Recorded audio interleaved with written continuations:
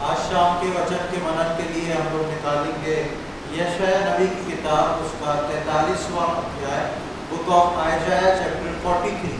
यशायाह नबी की किताब, उसका 43वां अध्याय, बुक ऑफ आइजाया चैप्टर 43।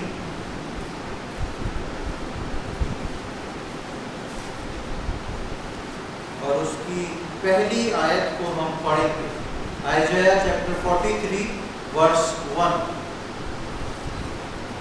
हे इस्राएल, तेरा बचने वाला और हे याकूब, तेरा सृजनहार यहोवा अब यूं कहता है, मत डर, क्योंकि मैंने तुझे छुड़ा लिया है।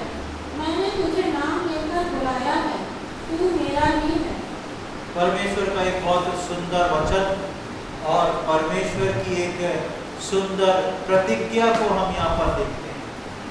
वो कहता है, हे इस्राएल, तेरा रचने वाला और हे याकूब, तेरा सृजनहार यहोवा अब यूं कहता है, मत डर। तुझको अब डरने की आवश्यकता नहीं, क्योंकि मैंने तुझे छुड़ा लिया है, मैंने तुझे नाम लेकर बुलाया है, तू मेरा ही है। परमेश्वर के वचन में अद्भुत अद्भुत प्रतिज्ञाएं हैं और इन प्रतिज्ञाओं के पीछे परमेश्वर जो है कई भेदों को रखता है, कई बातों को रखता है, और परमेश्वर इन बातों को सिखाना और बताना चाहता है कि उसके लोग उसके जीवन के लिए कितने कीमती हैं। यहाँ पर हम देखते हैं, तुझे नाम लेकर बुलाया है, तू मेरा है। ये परमेश्वर का वायदा था इजरायलियों के साथ। परमेश्वर की एक प्रतिज्ञा थी इजरायलियों के साथ। परमेश्वर ने इजरायलियों से ये प्रतिज्ञा की और परमेश्वर इजरायलियों को ये प्रतिज्ञा करके बताना चाह रहा था, उनको ढाढ़स बताना चाह रहा था कि मैंने तुझे तेरा नाम लेके बुलाया है। ऐसी ग्रुप में नहीं बुला लिया कि तुम सब आ जाओ। परमेश्वर बोल रहा है, मैंने तुम्हें नाम लेके बुलाया है और तू जो है वो मेरा है, तू मेरी प्रॉपर्टी है, तुझे मैंने नाम लेके बुलाया है। और परमेश्वर ने ये वायदा इजरायलियों को किया था। इजरायलियों के साथ परमेश्वर अपने वायदे के साथ उनको लिए चला और कनान भी पहुंचाया। परमेश्वर ने जब इजरायलियों से ये वायदा किया तो हम देखते हैं कि ये वायदा इस बात का सबूत था, ये वायदा जो था इस बात का परिणाम था कि परमेश्वर ने जब से इजरायलियों को चुना था, परमेश्वर तब से इजरायलियों को लिए चला आया था, इजरायलियों को लेके निकला था। हम मूसा के समय में निर्गमन में देखते हैं कि परमेश्वर उस समय इजरायलियों की गिड़गिड़ाहट को सुनता है और उन पे कान लगाता है और परमेश्वर उसको बोलता है, ये मेरी निज प्रजा है। अभी भी हम भजन में पढ़ रहे थे, ये मेरी निज प्रजा, मेरे लोग हैं। तो परमेश्वर जिसको नाम लेके बुलाता है, परमेश्वर जिसको बोलता है तू मेरा है, परमेश्वर उसको साथ में लेके चलने वाला परमेश्वर है और उसको परमेश्वर उसके जीवन को पार कराने वाला परमेश्वर है। जब परमेश्वर ने मुझको और आपको चुना है, जब परमेश्वर मुझको और आपको ले आया है अपने समीप, तो वो मुझको और आपको पार भी कराता है। यही वायदा परमेश्वर का हर विश्वासी के साथ है, वही हमको ले चलेगा और पार भी कराएगा। अक्सर हमारे जीवन में इस बात को, छोटी छोटी घटनाओं को, छोटी छोटी चीज़ों को देख के हमको लगता है कि हमको इस बात से, इस समस्या से, इन चीज़ों से कौन पार कराएगा। हम सबके जीवन में आगे बड़ी जिंदगी पड़ी हुई है। हम नहीं जानते कि हमारे कितने दिन पृथ्वी पर हैं, पर हमारी समझ से हम अपने जीवन को एक बड़ी जिंदगी के रूप में देखते हैं। और जब बड़ी जिंदगी के रूप में देखते हैं तो अक्सर हमारे मन में सवाल आता है, एक चिंता खड़ी होती है, इसको पार कैसे करना, इसको पार जो है वो कौन कराएगा। पर ये जो रास्ता है जिसको मुझको और आपको पार करना है, हमको कई बार कठिन जान पड़ता है। वो रास्ता जो हम हर दिन जिंदगी में चलते हैं, ये रास्ता कोई सड़क पे चलने वाला रास्ता नहीं। मैं उस रास्ते की बात कर रहा हूँ जिस रास्ते में हर दिन मुझको और आपको चलना है, जिस रास्ते को हर दिन मुझको और आपको पार करना है। कई बार हमको अपनी जिंदगी का रास्ता ही सबसे कठिन लगता है। कई बार तुलनात्मक रूप से या हम अपने ही विचारों में सोच के रखें तो हमको लगता है कि मेरे जीवन का रास्ता जो है वो ज़्यादा कठिन है। मैं जिन परिस्थितियों से निकल रहा हूँ वो परिस्थितियाँ जो हैं वो ज़्यादा कठिन है। पर जिस किसी को भी परमेश्वर ने नाम लेके बुलाया है, जिस किसी को भी परमेश्वर ने नाम लेके बुलाया है, उनके लिए एक रास्ता निर्धारित करके रखा हुआ है। हमको अक्सर लगता है कल क्या होगा हम नहीं जानते, कल हमारे जीवन में किस प्रकार का रास्ता आएगा हम नहीं जानते। लेकिन सबसे पहली बात ये आती है कि परमेश्वर ने मुझको और आपको नाम लेके बुलाया है और परमेश्वर बोलता है तू मेरा ही है। ये परमेश्वर आज नए नियम के विश्वासियों को भी बोलता है, क्योंकि उसने अपने इकलौते पुत्र प्रभु यीशु मसीह को मेरे और आपके लिए भेजा। इसलिए पुराने नियम में इजरायली जितने खास थे उनसे कहीं खास आज मैं और आप हैं। पुराने नियम में इजरायली जितने परमेश्वर के प्रिय थे, आज मैं और आप और प्रिय हैं, क्योंकि हम उसके प्रिय पुत्र के लहू के द्वारा मुझको और आपको उसकी संतान होने का अधिकार मिला। इसलिए परमेश्वर जब मुझको और आपको नाम लेके बुलाता है तो परमेश्वर मेरे और आपके लिए सारे रास्तों को तय करके रखता है। हम कब कौन से रास्ते से निकलेंगे, कौन से रास्ते से हम बीतेंगे, सारे रास्ते परमेश्वर जो है हमारे लिए निर्धारित करके रखता है, क्योंकि हम सब के रास्ते हमारी बुलाहट के अनुसार। परमेश्वर इन रास्तों को हमारे जीवन में कैसे निर्धारित करता है। हम सबके जीवन, भले ही हम एक कलीसिया में आ रहे हैं, एक साथ बैठ के आराधना कर रहे हैं, एक साथ वचन सुन रहे हैं, लेकिन हम सबके जीवन अलग अलग हैं। हम सबकी जिंदगियां जो है वो अलग अलग हैं। हम सबके पर्सनल प्रॉब्लम्स अलग अलग हैं। हम किस रास्तों से हर रोज गुजरते हैं वो हम ही जानते हैं कि हम किस समस्याओं से, किस परेशानी से, किन चिंताओं से हर रोज निकलते हैं। लेकिन ये सारी समस्या, परेशानी, चिंता, खुशी जो है परमेश्वर पहले से जानता है। और जो परमेश्वर पहले से जानता है वो क्या बोलता है, जब हमने इसमें शुरू पढ़ा, मत डर मैं तेरे साथ हूं, मैंने तुझे नाम लेके बुलाया है कि तुझको मैं इन रास्तों से होके चला हूं। और ये रास्ते परमेश्वर ने निर्धारित किए हैं। और रास्ते क्यों, किस बेस पे निर्धारित किए हैं परमेश्वर ने? रास्ते परमेश्वर ने मेरी और आपकी बुलाहट पर निर्धारित किए। किस कार्य के लिए, किस क्षमता के साथ, किस मुकाम तक पहुंचने के लिए परमेश्वर ने एक विश्वासी को चुन के खड़ा किया है, उसके आधार पे उसके जीवन के दिन निर्धारित किए जाते हैं। परमेश्वर ने उस व्यक्ति के लिए किन बातों को रखा है, उन बातों को सोच के परमेश्वर मेरे और आपके जीवन के दिनों को निर्धारित करता है, ताकि मैं और आप समझ सकें, सीख सकें, जान सकें कि मेरी बुलाहट क्या है, और मैं और आप इन रास्तों में चलते हुए उस मुकाम तक पहुंच सकें जो मुकाम परमेश्वर ने हमारे लिए रखा है। यानी कि हम उस स्टैंडर्ड तक पहुंच सकें जो स्टैंडर्ड परमेश्वर ने मेरे और आपके लिए रखा है। उसके कारण वो मार्ग हमारे लिए निर्धारित करता है। जैसी बुलाहट वैसा मार्ग। परमेश्वर के वचनों में आप देखेंगे परमेश्वर के जो जन हुए हैं, जिस प्रकार की बुलाहट उनको मिली है, जिस मुकाम तक वो लोग पहुंचे हैं, उस मुकाम के अनुसार हम उनके जीवनों के उतार चढ़ाव को देखते हैं। कैसे वो अपने जीवनों के उतार चढ़ाव में चलते गए, बढ़ते चले गए और आगे बढ़ते गए, और तब जाके वो उस मुकाम पर पहुंचे जो मुकाम परमेश्वर ने उनके लिए रखा। ऐसे ही परमेश्वर ने मेरे और आपके लिए एक मुकाम रखा। कई बार हम सोचते हैं कि मेरे लिए सिर्फ ये जिंदगी, इस जिंदगी में मैं, मेरा परिवार, मेरा खाना पीना, उठना जागना, मेरा नौकरी, मेरा काम धंधा, और जिस दिन प्रभु यीशु मसीह आएगा उस दिन मैं उठा लिया जाऊंगा।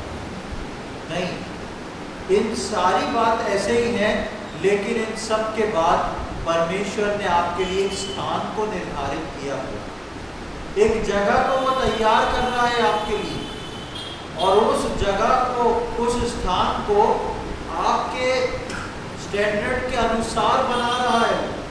और परमेश्वर मुझको और आपको ऐसे जीवन में इसलिए निकाल के ले जा रहा है क्योंकि उसने मुझको, मेरे और आपके लिए एक मुकाम ठहराया। इसलिए जैसी हमारी बुलाहट होती है उसके अनुसार हमारे रास्ते परमेश्वर तय करता है। उसके अनुसार मेरे और आपके जीवन का, जिंदगी का हर क्रम जो है वो परमेश्वर तय करता है। और उस क्रम में परमेश्वर बोलता है कि तू मत डर, मैं तेरे साथ। दूसरी बात आती है कि इन रास्तों के विषय में हम लोग कुछ नहीं जानते। इन रास्तों के विषय में हम लोग कुछ नहीं जानते। कोई भी व्यक्ति नहीं जानता कल हमारे जीवन में क्या होगा, परसों हमारे जीवन में क्या होगा, एक हफ्ते बाद जीवन में क्या होगा, एक महीने बाद जीवन में क्या होगा। हाँ, प्लानिंग जरूर हम करके रख सकते हैं, कल मैं उठ के ऐसा काम करने जाऊंगा, पर हम कल उठ के वो काम करेंगे या नहीं करेंगे वो कल ही निर्धारित हो पाता है कि नहीं। किसी को मालूम है कल क्या होने वाला आपके जीवन में? किसी को नहीं मालूम। लेकिन ये किसको मालूम है? ये परमेश्वर को मालूम है। और परमेश्वर इस बात को बताता है कि तुमको नहीं मालूम किस रास्ते पे तुमको चलना है, तुम अनजान हो इसके लिए, इसलिए तुम मुझ पे डिपेंड हो के चलो, क्योंकि तुम्हारे जीवन के चलने वाले रास्ते जो हैं मैंने पहले से देखे हैं और मैंने पहले से उनको निर्धारित किया है, मैंने पहले से उनको फिक्स करके रखा है तुमको कहाँ चलना है। इसलिए तुम अपने आप पे नहीं, मुझ पे डिपेंड रहो, क्योंकि तुम नहीं जानते कि ये रास्ते कैसे हैं। ये रास्ते जिस पर हमको चलना रहता है इसको हम नहीं जानते कि कब क्या होगा, क्या आएगा, पर परमेश्वर हमारे को आगे लेके चलता है। हम यहोशू की किताब में एक आयत को पढ़ते हैं, मेरे साथ निकालें। यहोशू उसका 3रा अध्याय, यहोशू उसका 3रा अध्याय और उसकी 4थी आयत को पढ़ेंगे हम। यहोशू 3:4।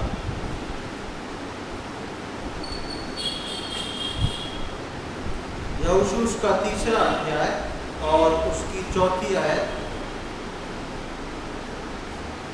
परंतु उसके और तुम्हारे बीच में 2000 आपके लगभग अंतर रहे, तुम संदूक के निकट न जाना, ताकि तुम देख सको कि किस मार्ग से तुमको चलना है, क्योंकि अब तक तुम इस मार्ग पर होकर नहीं चले।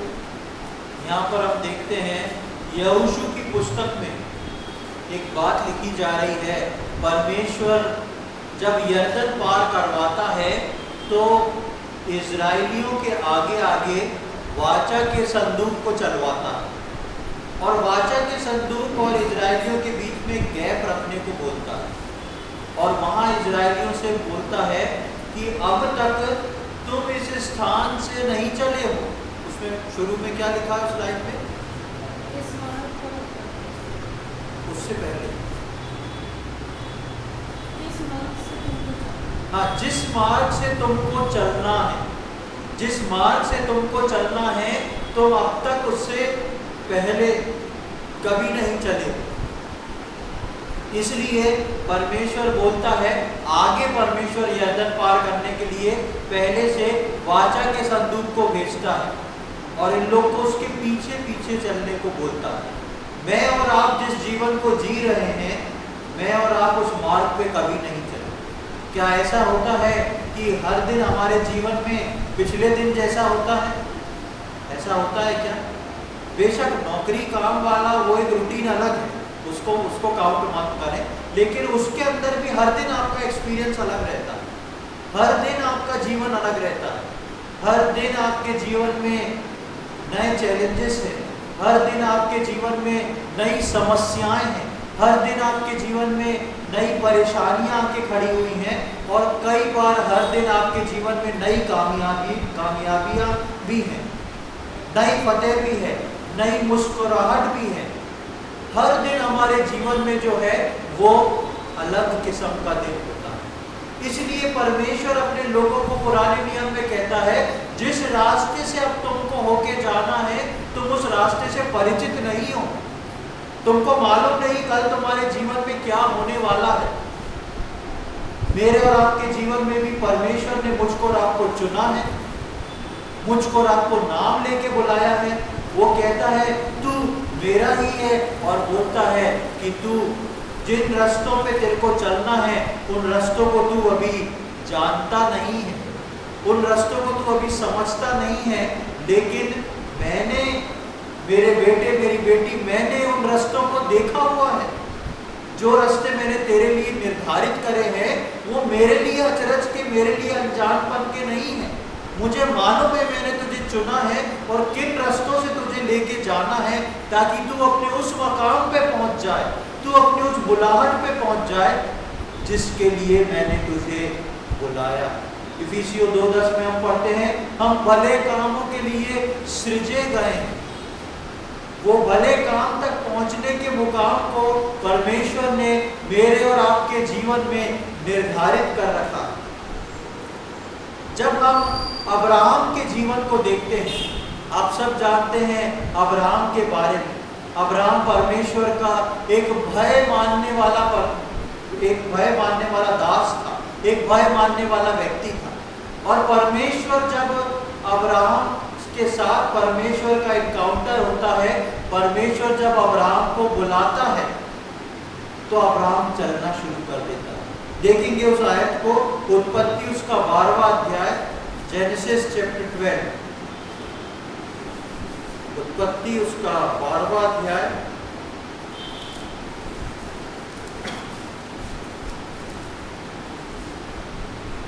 और उसकी पहली दूसरी आयत को हम पढ़ेंगे।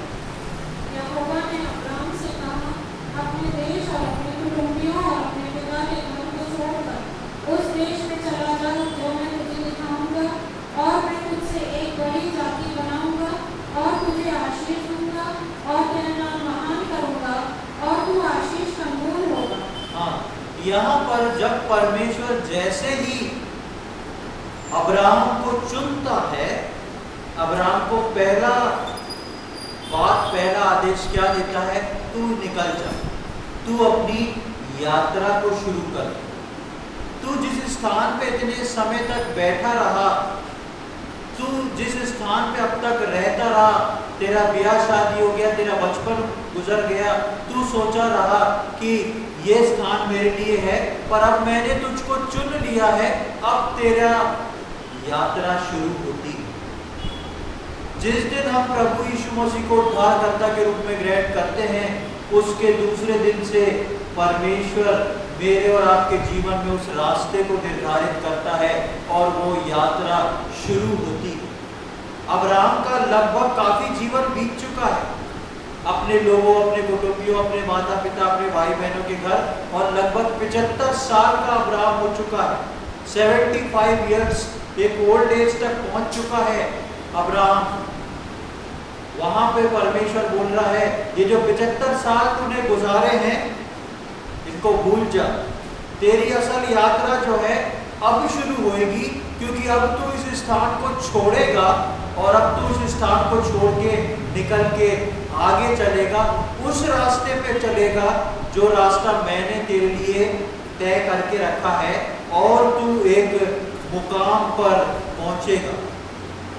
और उसकी 4थी आयत में हम देखें, वहां लिखा है, यहोवा के इस वचन के अनुसार अब्राहम चला। जैसा परमेश्वर ने उसको बोला था, यहोवा के उस वचन के अनुसार अब्राहम चला।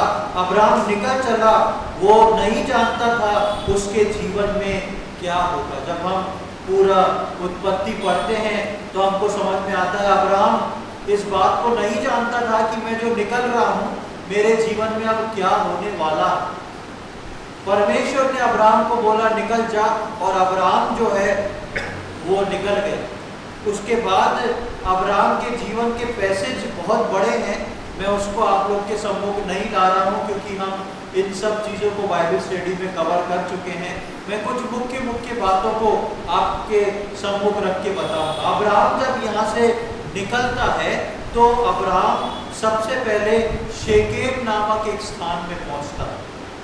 शेकेम नामक एक स्थान में पहुँचता है और वहाँ पर वो परमेश्वर के लिए, परमेश्वर उसको दर्शन देता है, परमेश्वर के लिए वो एक वेदी बनाता है।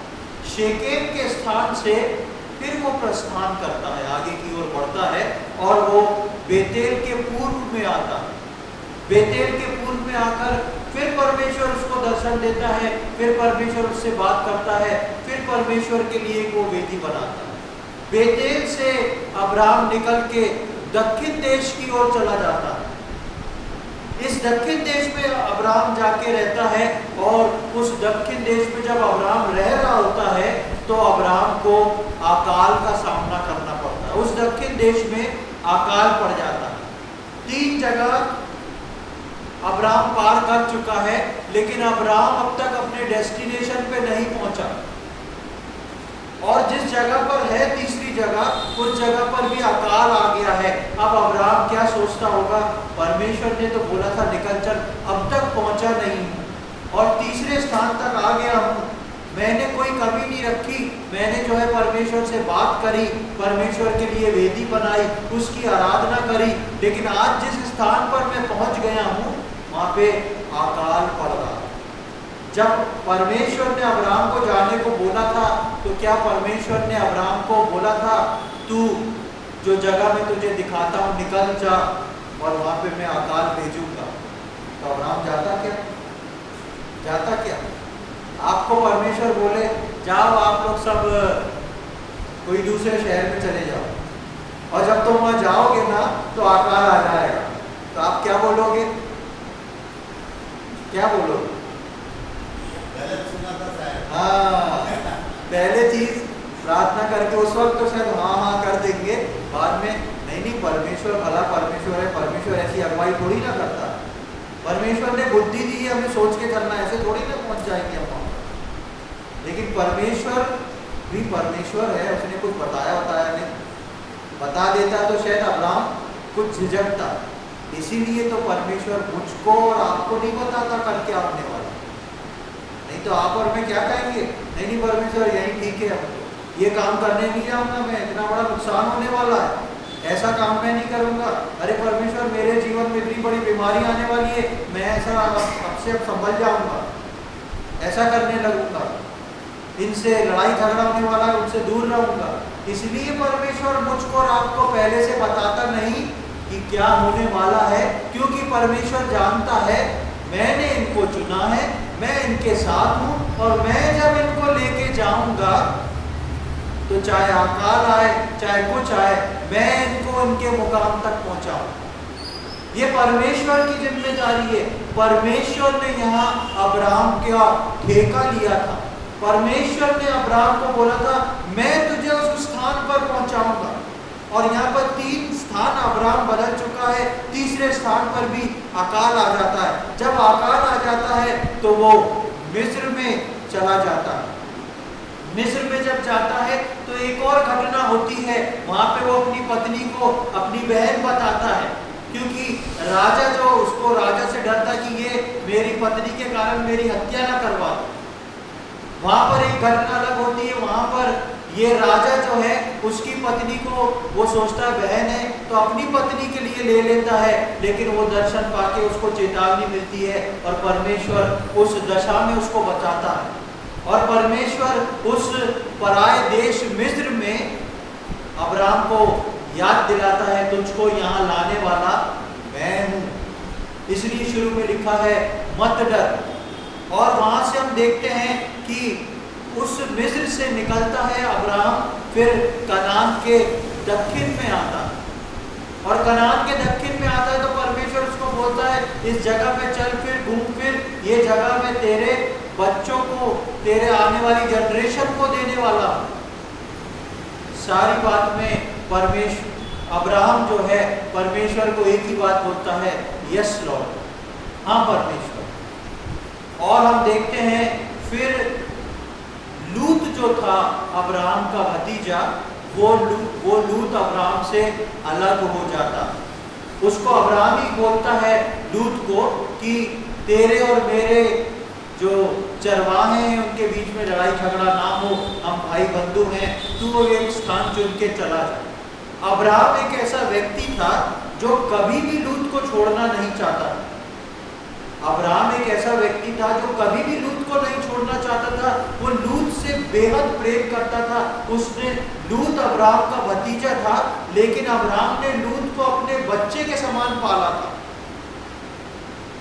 क्योंकि उसके पिता की मृत्यु हो जाती है तो अब्राहम लूत को अपने बच्चे के समान पालता है। अब्राहम कभी जीवन में सोचा नहीं था कि मैं लूत को अपने से अलग करूंगा, लेकिन एक समय आता है जब परमेश्वर अब्राहम से लूत को अलग कर देता। यहाँ पर हम देखते हैं परमेश्वर अब्राहम को लेके आया, इतने स्थान बदले, कई घटनाएं मिस्र में हुई और अकाल आया, और उसके बाद जो उसका सबसे प्रिय है उसको परमेश्वर अलग करता। एक सेपरेशन हम देखते हैं अब्राहम के जीवन में। क्यों ये हो रहा है अब्राहम के जीवन में? क्योंकि परमेश्वर ने उसके रास्तों को निर्धारित किया। उसके बाद हम देखते हैं अब्राहम और सारा के कारण इश्माइल का जन्म होता। सारा जो है वो एक दूसरी दासी को ले आती है, कि बच्चा नहीं हो रहा इसलिए, और उससे इश्माइल का जन्म होता। और इश्माइल के जन्म के बाद हम देखते हैं कि इसहाक का जन्म हुआ। इसहाक के जन्म के बाद देखते हैं कि इसहाक का विवाह हुआ। और हम पढ़ते हैं कि अब्राहम 175 वर्ष होके मर गया, और परमेश्वर के वचन में अब्राहम को क्या खिताब मिला है? किसी को याद है? हाँ, विश्वास का पिता। अब्राहम को बोला गया विश्वास का पिता। जब परमेश्वर ने अब्राहम को बुलाया था और परमेश्वर ने अब्राहम से बातचीत करी थी और अब्राहम ने परमेश्वर के कहे पे विश्वास किया था, तो परमेश्वर के वचन में लिखा है कि ये उसका विश्वास करना उसके लिए धार्मिकता गिना गया था। और अब्राहम को विश्वास का पिता का खिताब मिला बाइबल के अंदर और सारी दुनिया के अंदर। अब्राहम को पिता कहा गया, और जब जब इजरायली लोग प्रार्थना करते थे वो अब्राहम से शुरू करते थे, आदम से शुरू नहीं करते। वो बोलते थे अब्राहम, इसहाक, याकूब का परमेश्वर हमारा परमेश्वर। अब्राहम जो है विश्वास का पिता बना। अब्राहम जब अपने कुटुंब में रहता था तब अब्राहम कुछ नहीं था। वो 75 साल उसके जीवन में कोई गिनती का कारण नहीं बने, लेकिन 75 साल के बाद 100 वर्ष तक वो परमेश्वर के सम्मुख चला।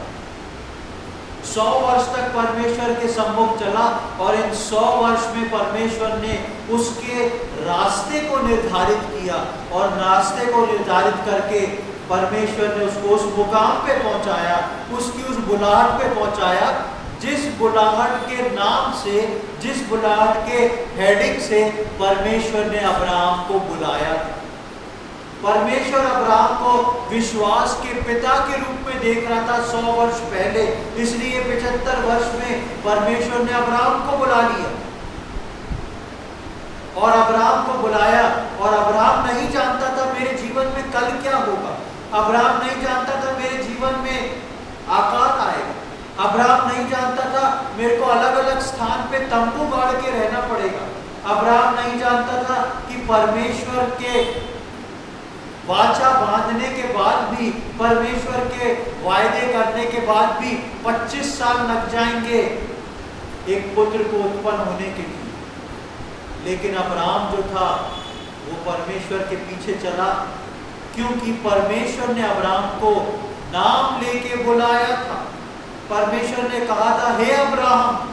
परमेश्वर ने अब्राहम को नाम लेके बुलाया था, और परमेश्वर ने कहा था तू मेरा ही है। और परमेश्वर ने अब्राहम के लिए रास्तों को निर्धारित किया था।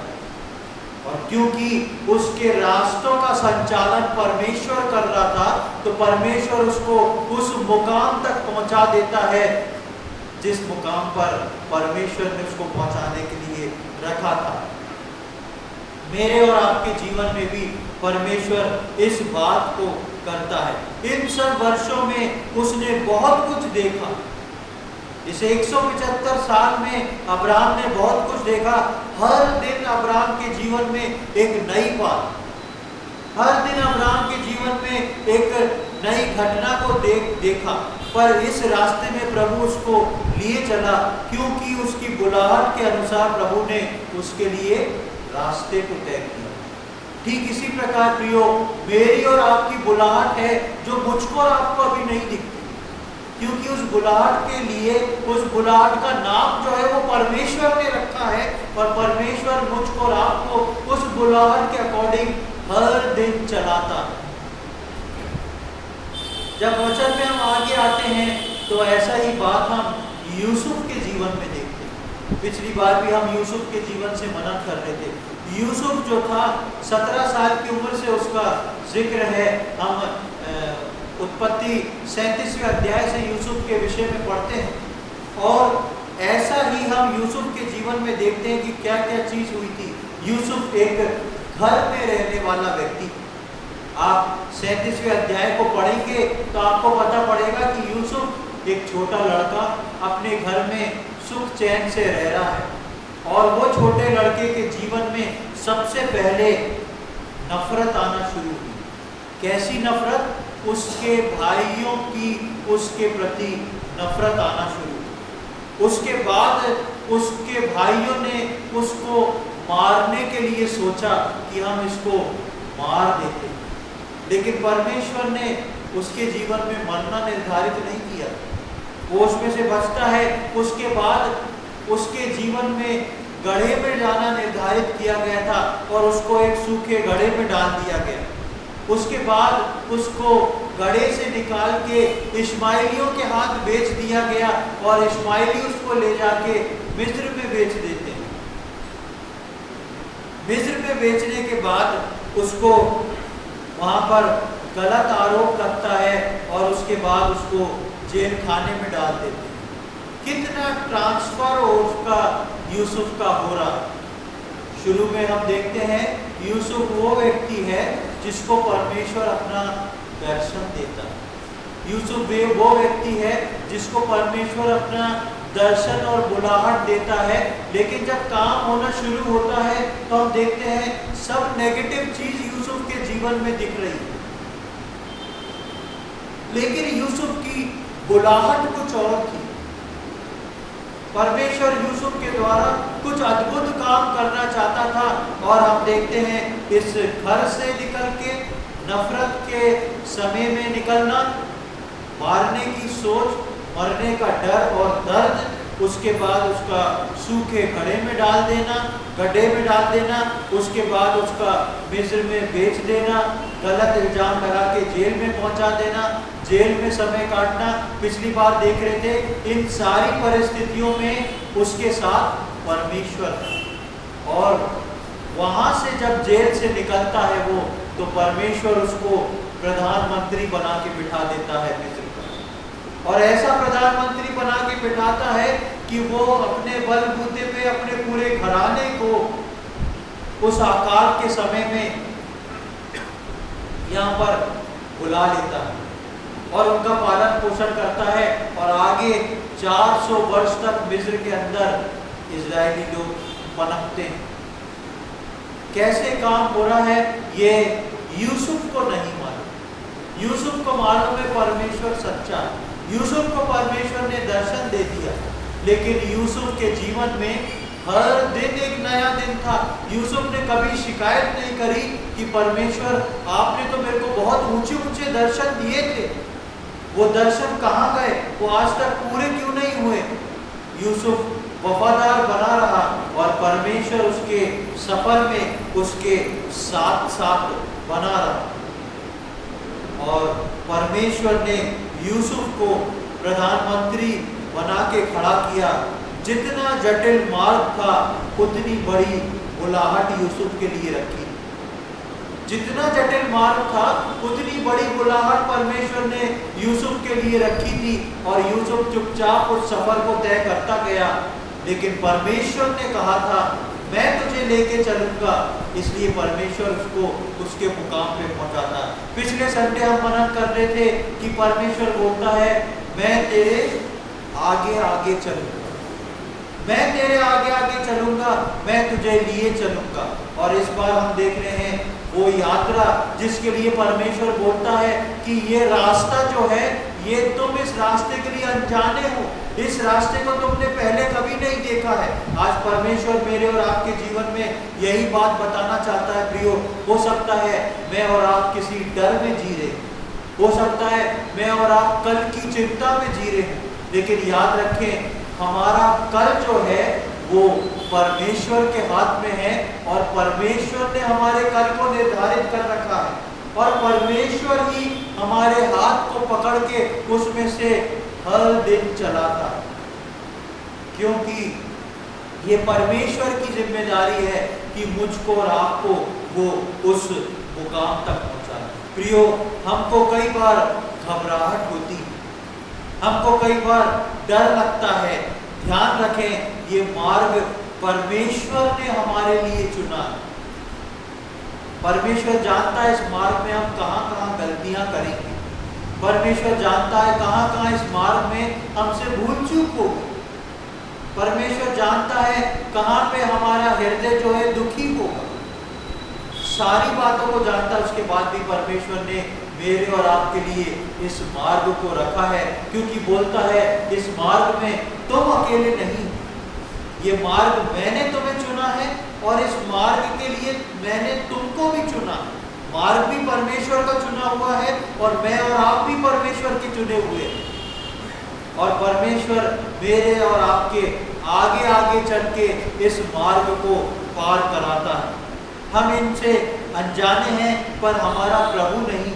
इन मार्गों से मैं और आप अनजाने हो सकते हैं, हम नहीं जानते कल हमारे जीवन में क्या होगा, लेकिन हमारा परमेश्वर जानता है और हमारा परमेश्वर हमारे लिए सारी बातों में भलाई को उत्पन्न करता है।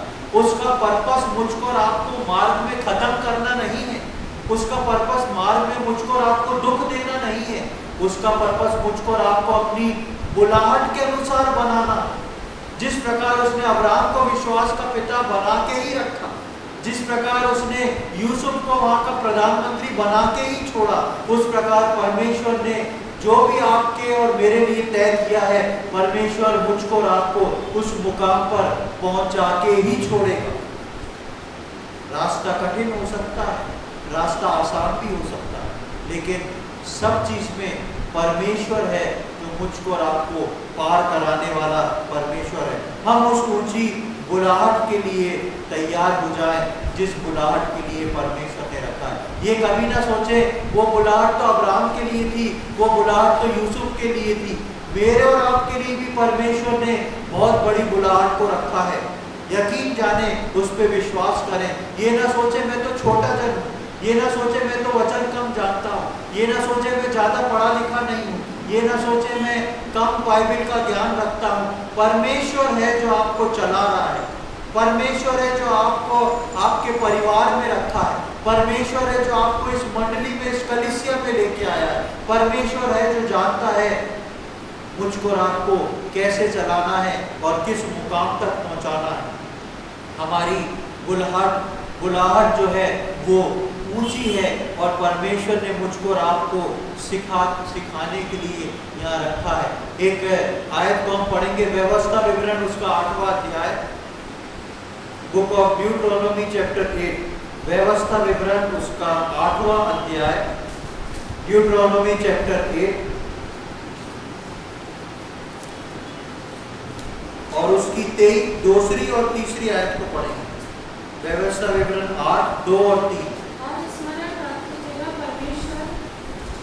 यहोवा उन 40 वर्षों में तुझे सारे जंगल के मार्ग में से इसलिए ले आया है कि वह तुझे नम्र बनाए और तेरी परीक्षा करके यह जान ले कि तेरे मन में क्या क्या है और कि तू उसकी आज्ञा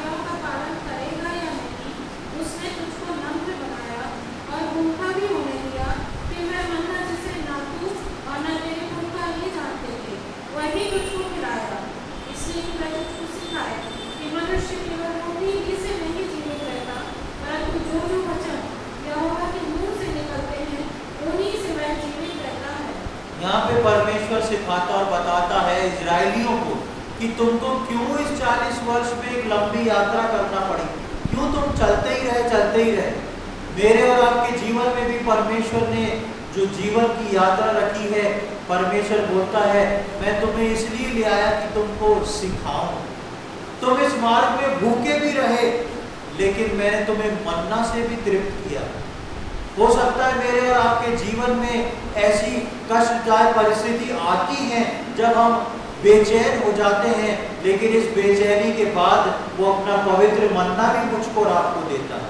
वो मुझको और आपको यूं ही छोड़ता नहीं रहता, मेरा और आपका तिरस्कार ही करते नहीं रहता, मुझको और आपको सिखाता और दंड देता ही नहीं रहता।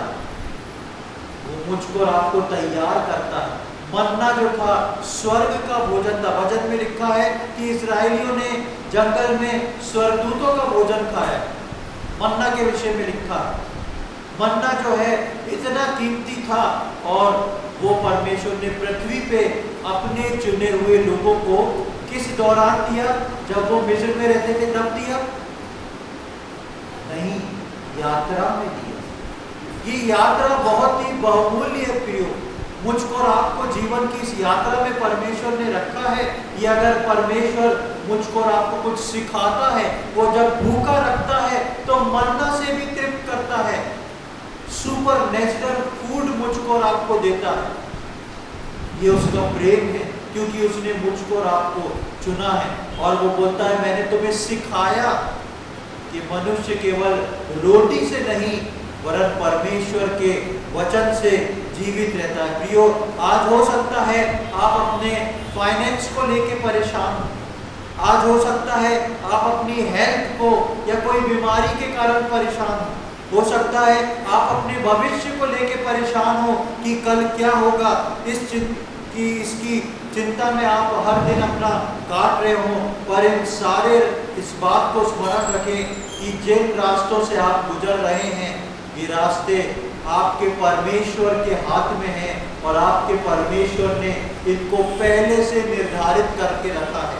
आपके लिए पहले से निर्धारित करके रखा है, क्योंकि वो बोलता है मैंने तुम्हें नाम लेके बुलाया है, तू मेरा ही है, तू मेरा चुना हुआ है, मत डर, मैं तेरे साथ हूँ, मैंने तुझे बुलाया है। बेशक ये रास्तों के लिए तू अनजान है, लेकिन मैं तुझको इन रास्तों से लिए चलूंगा, मैं तुझको पार कराऊंगा और तुझको उस मुकाम तक पहुंचाऊंगा जिसकी बुलाहट तुझको दी है। तुझको मैं स्वर्ग में वो नाम देने वाला हूं जिस नाम से मैंने तुझे बुलाया। प्रकाशित वाक्य में पढ़ेंगे, उसमें लिखा है जो जय पाएगा परमेश्वर उसको एक नया नाम देगा जिसको सिर्फ परमेश्वर जानता है। और स्वर्ग के उन खंभों पे उस नामों को लिखा जाएगा।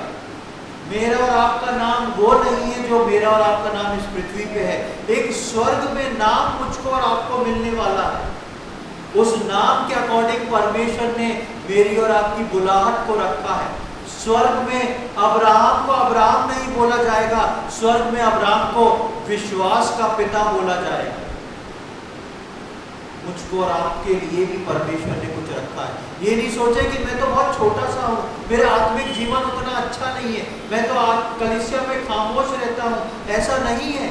परमेश्वर ने आपके लिए अद्भुत रखा है और उस बुलाहट के लिए परमेश्वर आपको लिए चल रहा है। जिस दिन हम रैप्चर में उठाए जाएंगे, जिस दिन हम स्वर्ग में जाएंगे, परमेश्वर मुझको और आपको उस नए नाम को देके बुलाएगा और बोलेगा तुम धन्य हो मेरे विश्वास योग्य दास, तुम्हारा नाम ये है और तुमने अपनी उस दौड़ को पूरा किया है, तुमने अपनी सेवा को पूरा किया है, इसलिए मैंने तुम्हारे लिए जो नाम रखा था उस बुलाहट के योग्य तुम ठहरे।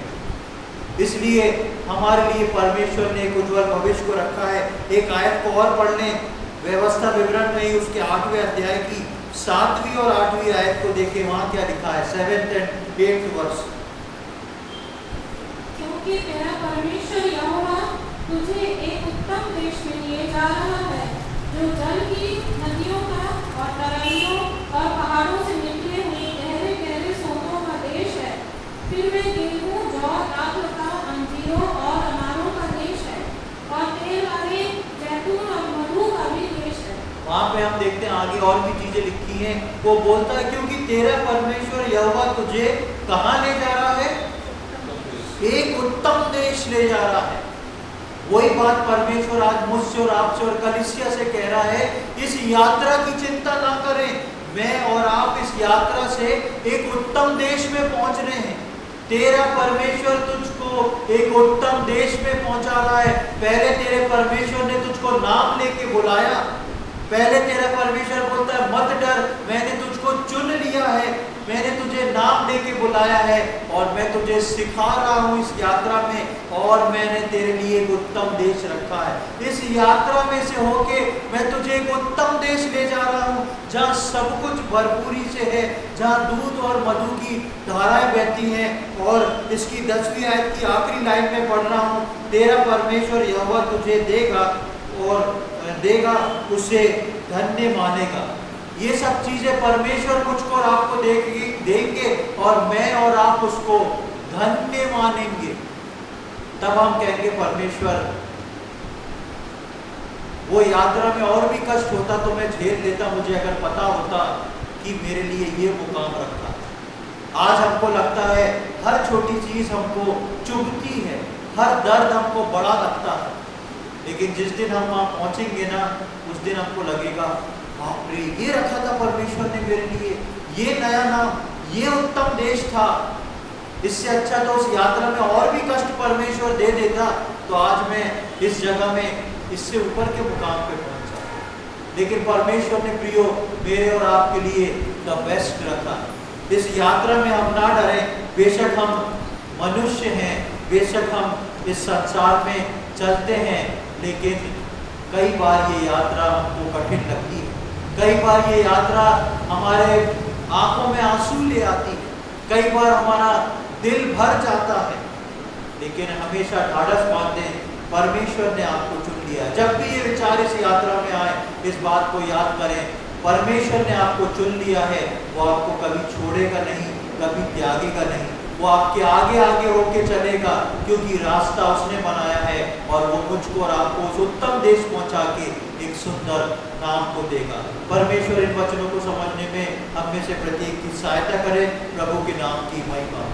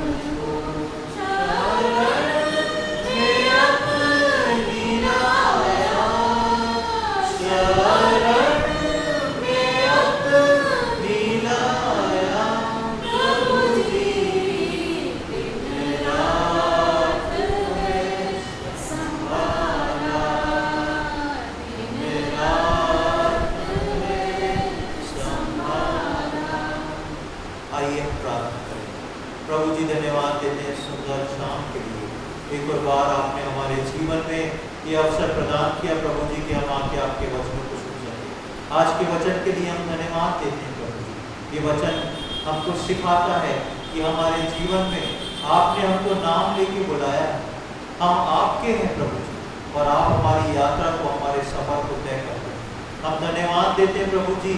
इस सफर में हम कई बार डर जाते हैं, चिंता से भर जाते हैं, लेकिन प्रभु आप ही हैं जो हमको पार कराते हैं। ये सफर, ये रास्ता हमारे लिए अनजान है, लेकिन हम धन्यवाद देते हैं कि इस रास्ते का गाइडेंस आप देते हैं, आप हमको लिए चलते हैं, उसके लिए हम हृदय से आपको धन्यवाद देते हैं। हम यहाँ बैठे एक एक जन के लिए प्रार्थना और विनती करते हैं प्रभु। यदि किसी के जीवन में वो डर है, यदि किसी के जीवन में वो भय है, यदि किसी के जीवन में कल की और भविष्य की चिंता है, तो उस चिंता डर भय को हम यीशु मसीह के नाम से दूर करते हैं।